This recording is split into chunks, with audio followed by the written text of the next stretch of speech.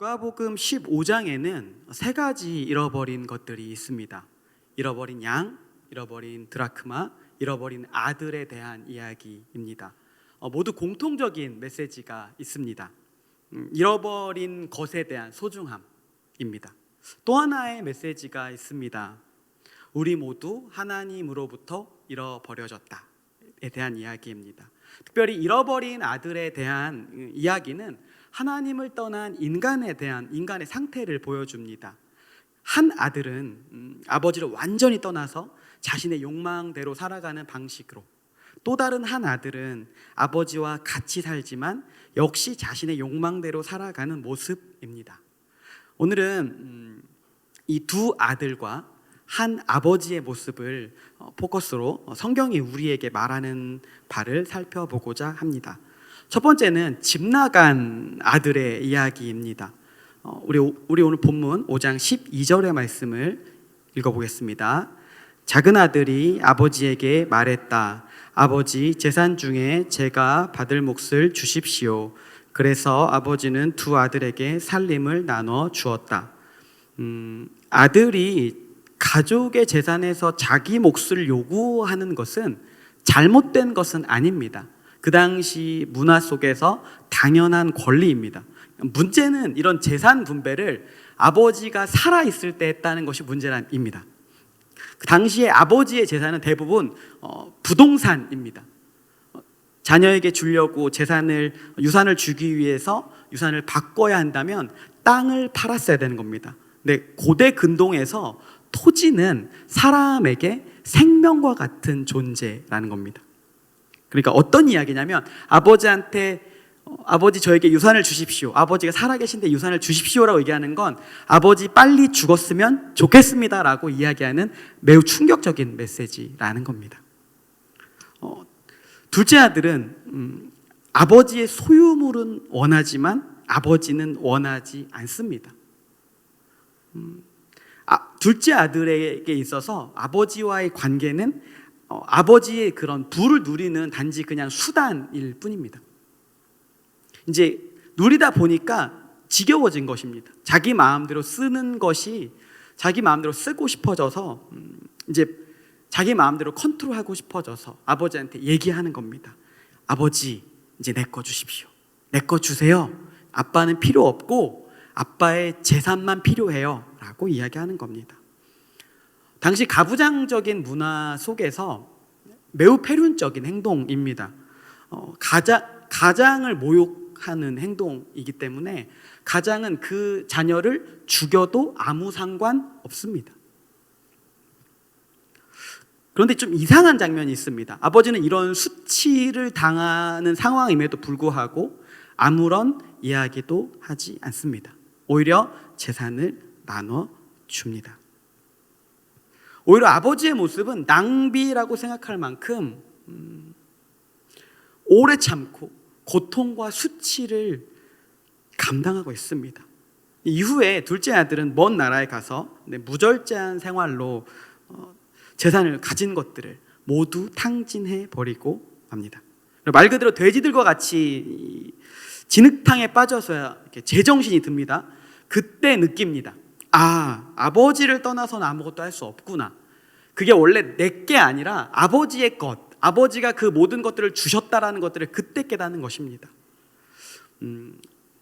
집 나간 아들의 상태를 보면서 우리에게 좀 비춰보기를 원합니다. 어떤 모습입니까? 우리가 하나님을 싫어해서 자신의 마음대로 살려는 우리의 모드입니다. 하나님 떠나고 내 마음대로 내가 컨트롤해서 살면 편할 것 같고 좋을 것 같고 행복할 것 같습니다. 근데 문제는 뭐냐면 뒤에 어떤 일이 벌어질 거라고 이제 꼭 망해봐야 정신을 차리는 게 우리의 문제점입니다. 그래서 이 첫 번째 집 나간 아들의 이야기를 통해서 성경은 이렇게 얘기하는 겁니다. 아버지를 떠나서는 아무것도 할 수 없다. 네, 이게 우리 상태입니다. 또 다른 상태가 있습니다. 두 번째, 이제 집에 있는 잃어버린 아들에 대한 이야기를 좀 해보려고 합니다. 네, 둘째 아들이 이제 정신이 좀 들었습니다. 이제 그래서 우리 아버지 집에 먹을 게 많구나. 이제 돌아가야겠다라고 합니다. 근데 문제가 있습니다. 분명히 아버지에게 수치를 입히고 지금 나간 상황인데, 돌아오면 그 공동체에 수치를 입혔기 때문에 자기가 문제가 생깁니다. 자기가 이제 멍석마리 같은 걸 당할 상황입니다. 당시의 문화권 상에서. 그래서 아들이 계획을 세웁니다. 아버지가 왔을 때 자신을 아들이 아닌 품꾼 중 하나로 써달라고. 그래서 아버지께 입힌 재산을 자기의 노력으로 복구하려고 하는 잔머리를 쓰기 시작합니다. 여전히 아직 정신을 완벽히 못 차린 모습입니다. 자기중심적으로 생각하는 모습이죠. 그런데 둘째 아들의 계획이 마을 앞에 들어섰을 때 수포로 돌아가게 됩니다.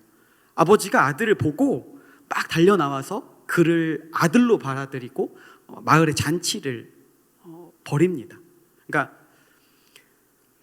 아버지가 자녀를 받아들인다는 건, 그 수치를 입힌 자녀를 다시 받아들인다는 건 마을 입장에서도 저 사람 왜 저럴까 하면서 이렇게 그 사람 자체, 그 족장, 그 아버지 자체로 이미 수치를 입히는 일입니다. 그래서 아버지가 이렇게 아들이 수치당하기 전에 먼저 달려가서 자신이 그 수치를 당하는 모습이라는 겁니다. 네, 이제 동생이 돌아왔고 둘째 아들이 돌아왔고 아버지가 이제 잔치를 베풉니다. 온 동네에 이 둘째 아들이 돌아왔고 이 아들은 이제 다시 내 귀한 아들이 되었다라고 사람들에게 광고합니다. 근데 문제는 뭐냐면 아버지가 동생을 받아들였다는 소식을 전해들은 첫째가 분노하기 시작합니다. 네, 이제는 집에 있는 첫째 아들이 아버지 앞에 수치를 입힐 차례입니다. 이 잔치는 아버지가 그동안 역대껏 베풀었던 잔치 중에 가장 큰 잔치입니다. 그러니까 마을에 굉장히 공적인 의미가 있는 잔치라는 이야기입니다. 근데 문제는 뭐냐? 아들이 그 잔치에 들어가려고 하지 않는다라는 것입니다. 오히려 그 앞에 서서, 문 앞에 서서 그 아버지 앞에 아버지의 처사에 대해 불만을 가지고 공개적으로 태업하는, 아버지한테 반항하는 현장이라는 겁니다. 네, 아버지 어쩔 수 없이 어떤 상황이냐면 밖으로 나와서 아들과 대화를 하게 됩니다. 이거 자체도 아버지한테 큰 수치입니다. 왜냐하면 마을 잔치의 공적인 큰 행사였고 그 잔치를 베푸는 호스트인 사람이 그 아들이 나오지 않고, 아들이 그 호스트의 말을 듣지 않고 밖에서 태업하는 것 자체가 아버지의 권위가 이미 무너져 있는 상태라는 겁니다. 아버지는 첫째 아들한테 안으로 들어오기를 간청합니다. 근데 아들은 뜻을 굽히지 않습니다. 첫째 아들은 왜 이렇게 분노하고 있는 것일까요? 표면적인 이유가 있습니다. 지금 이 일에 이렇게 벌어지고 있는 일들에 비용이 지출된 것에서 화가 난 것입니다. 첫째 아들이 얘기합니다. 29절에서 30절의 말씀입니다. 그러자 큰 아들이 아버지에게 이렇게 말했다. 보십시오, 저는 여러 해 동안 아버지를 위해 종 노릇하고 무슨 말씀이든 어긴 적이 없습니다. 그런데 제게는 친구들과 함께 즐기라며 염소 새끼 한 마리도 주시지 않았습니다. 그런데 창녀와 함께 아버지의 재산을 탕진한 아들이 집에 돌아오니까 아버지는 그를 위해 살찐 송아지를 잡으셨습니다. 네, 그럴싸한 이유를 댑니다. 그러나 살찐 송아지는 하나의 상징에 불과합니다. 아버지가 베푼 잔치에 의미가 있습니다. 단지 짐승을 잡고 잔치를 베푼 것이 문제가 아니라 아들을 동생을 가족 안으로 받아들임으로 인해서 동생은 다시 어떤 권리가 생기냐? 유산을 상속받을 권리가 다시 생깁니다. 그럼 첫째 아들한테는 어떤 문제가 생깁니까? 자신이 받을 유산이 줄어드는 겁니다. 네, 근데 그 결정을 첫째 아들은 아버지가 자기와 상의 없이 내린 것에 대해서 부당하다고 지금 생각을 하고 있는 겁니다. 네, 그래서 이렇게 아버지 앞에서 이렇게 태업을 하고 있는데 더욱 이 상황이 아버지를 모욕스럽게 하는 상황입니다. 그러니까 첫째 아들은 당시 문화에서 이렇게 특별히 이렇게 공손하게 이렇게 윗사람한테 아랫사람이 윗사람한테 공손하게 대답을 해야 하는 것이 당시에 문화적으로 굉장히 중요한 상황이었습니다. 그런데 지금 아버지에게 사람들이 다 보고 있는 공적인 행사에서 아버지 앞에 분노하고 있습니다. 아버지를 모욕하고 있습니다. 연장자에 대한 존중, 존경이 굉장히 중요한 문화 속에서 충격적인 일입니다. 근데 그러면서 이런 무례한 행동 자체가 아버지의 치부를 드러내고 사람들한테 막 떠벌리고 다니는 겁니다. 우리 아버지가 이런 사람이다라고. 이런 행동을 잘 돌아보면 이 첫째 아들이 집 밖에만 안 나갔을 뿐이지 그도 둘째와 다를 바 없음을 우리가 보게 됩니다. 첫째 아들이 원했던 것은 무엇입니까? 첫째 아들 역시 아버지 그 자체, 아버지의 존재보다는 아버지의 재산을 더 원했습니다. 다만 방식이 좀 달랐습니다. 둘째 아들은 아버지를 거부하는 방식으로 아버지의 재산을 원했다면 첫째 아들은 아버지의 말을 어기지 않는 방식. 어기지 않는다는 얘기 무엇입니까? 마음으로 동의하지 않지만 내가 원하는 것이 있기 때문에 듣는 겁니다. 그러니까 그런 방식으로 자신의 권리를 찾으려는 모습입니다. 여기서 발생하는 비극이 있습니다. 그러니까 아버지와 함께 있는데 아버지를 온전히 누리지를 못하는 겁니다. 이 아버지 어떤 아버지 같습니까? 정말 좋은 아버지입니다. 그런데 그 좋은 아버지를 지금 같이 있음에도 불구하고 누리지 못하는 것이 비극입니다. 아버지가 베풀어주는 사랑을 누리지 못합니다. 아버지가 베풀어주는 배려를 누리지 못합니다.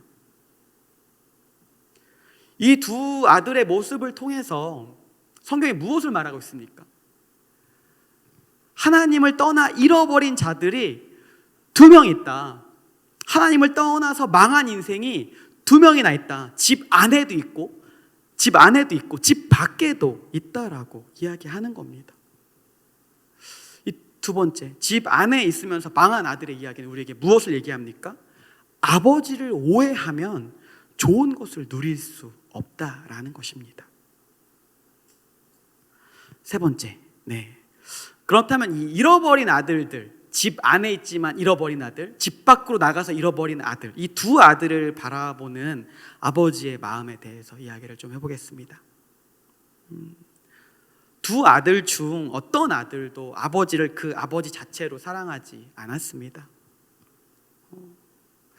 아버지를 그 자체로 기뻐하고 사랑하고 섬겨야 되는 건데 오히려 자기중심적인 목적을 위해서 아버지를 이용하고 있었습니다.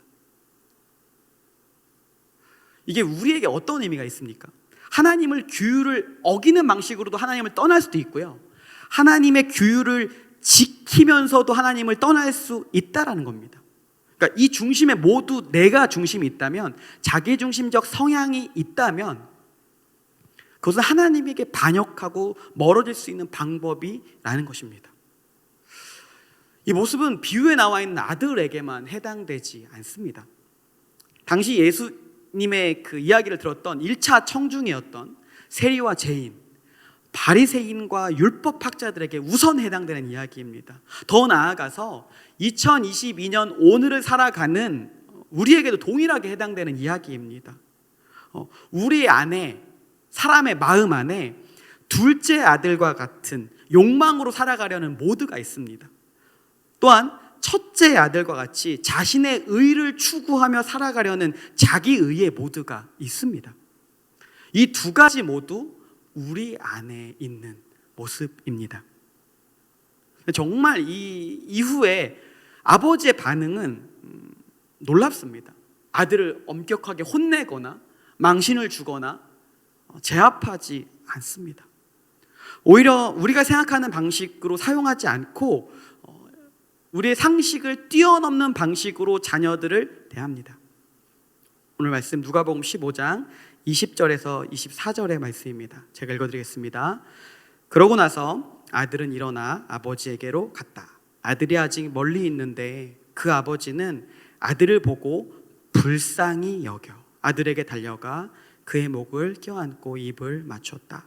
아들이 아버지에게 말했다. 아버지, 제가 하늘과 아버지께 죄를 지었습니다. 이제 아들이라고도 불릴 자격이 없습니다.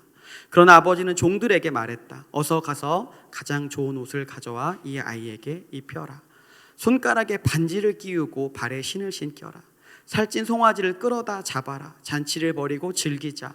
내 아들이 죽었다가 다시 살아났다. 이 아들을 잃었다가 이제 찾았다. 이렇게 그들은 잔치를 벌이기 시작했다. 네. 집 나간 둘째 아들을 아버지가 어떻게 대하십니까?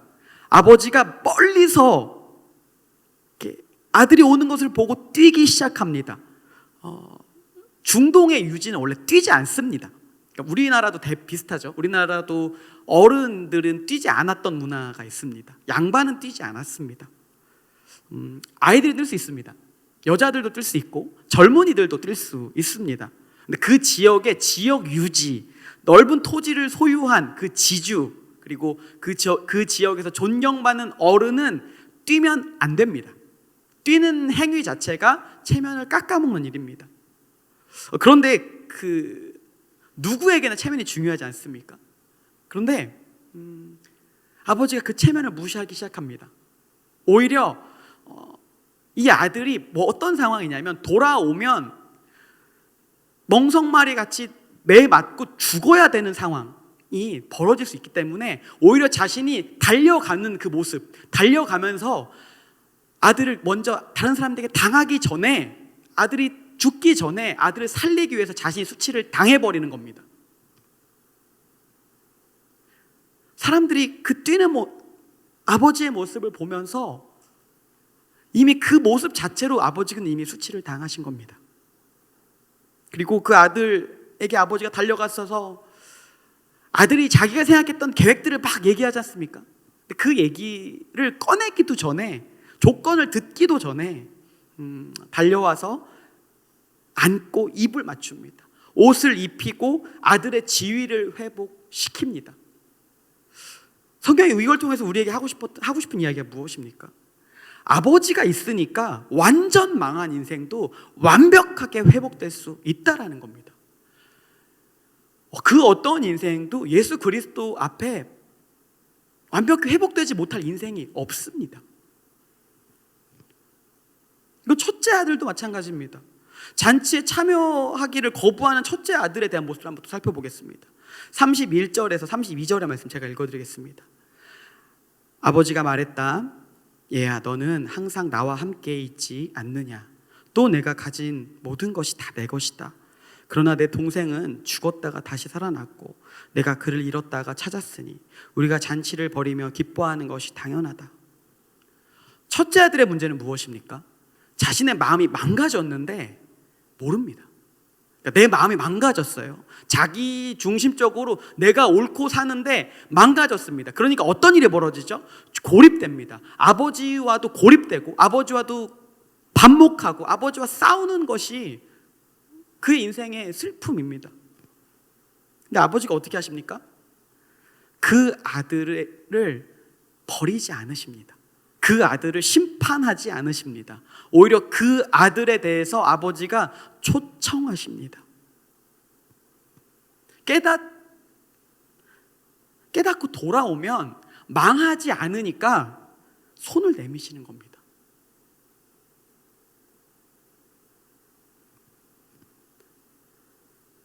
잃어버린 아들, 세 번째, 잃어버린 아들을 바라보는 아버지의 마음 무엇입니까?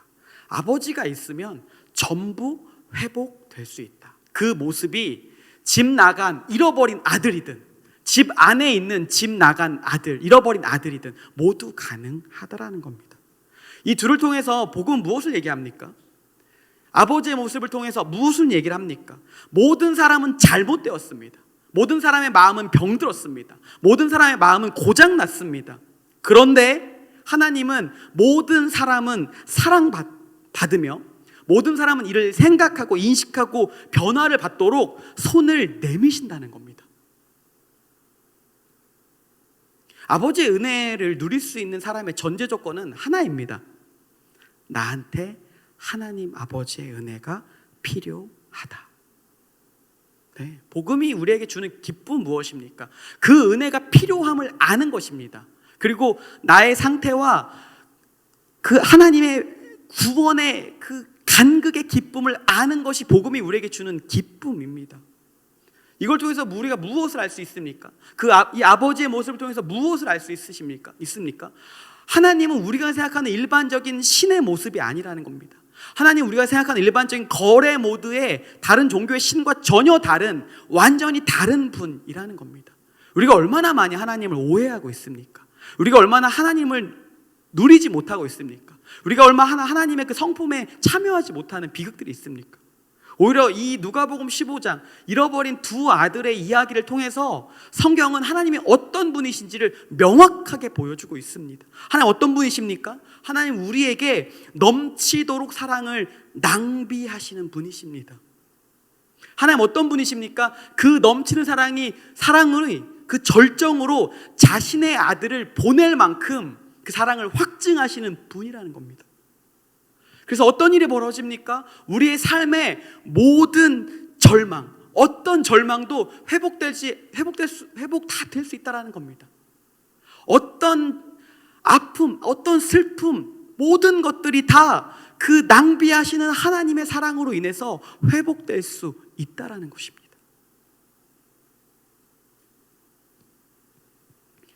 오늘 또 하루를 시작하면서 삶의 수많은 현장들을 겪으실 것입니다. 그럼 가정에서 또 직장에서 사업 속에서 겪다 보면 내 안에 이 두 모드들이 계속해서 나를 씨름하게 합니다. 그리고 나를 괴롭힙니다.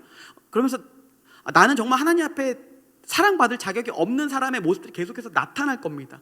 절망하지 마십시오. 그런 아들, 그런 자녀를 기다리고 여전히 손 내미시는 하나님이 계십니다.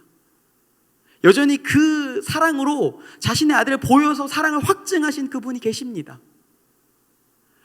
그거 믿고 가는 겁니다. 그리스도인의 힘이 어디 있습니까? 나는 힘이 없고 나는 내 상태는 절망적이지만 내 삶을 이끌어 가시는 분이 계시다는 겁니다. 여전히 내 삶에 망가져버린 내 인생을 회복시키는 분이, 그분이 나한테 손을 내미신다는 겁니다. 그것이 우리에게 가장 큰 희망이고 그것이 우리의 가장 기쁨입니다. 그것이 우리의 가장 기쁜 소식입니다. 용기를 잃지 마십시오. 부딪힐 때마다 이것들을 묵상하십시오. 매 순간마다 싸울 때마다, 마음이 어려울 때마다 기억하십시오. 나를 위해 달려오신 아버지. 마음이 무너질 때마다 생각하십시오. 하나님에게 오해하고 마음이 슬플 때마다 나에게 여전히 잔치에 들어오기를 초청하시는 아버지, 그분을 기억하기 원합니다. 말씀을 정리하겠습니다. 집 나간 잃어버린 아들의 이야기, 아버지를 떠나서는 아무것도 할 수 없습니다. 두 번째, 집에 있는 잃어버린 아들의 이야기, 아버지를 오해하면 좋은 것을 누릴 수 없습니다. 세 번째, 잃어버린 아들들을 바라보는 아버지의 마음 무엇입니까? 아버지가 있으면 전부 회복할 수 있다. 하나님 어떤 분이십니까? 우리에게 넘치도록 사랑을 낭비하시는 분입니다. 이것을 기억하며 우리에게 사랑을 부어주시는 그 넘치는 하나님의 사랑을 기억하는 오늘이 되기를 소망합니다.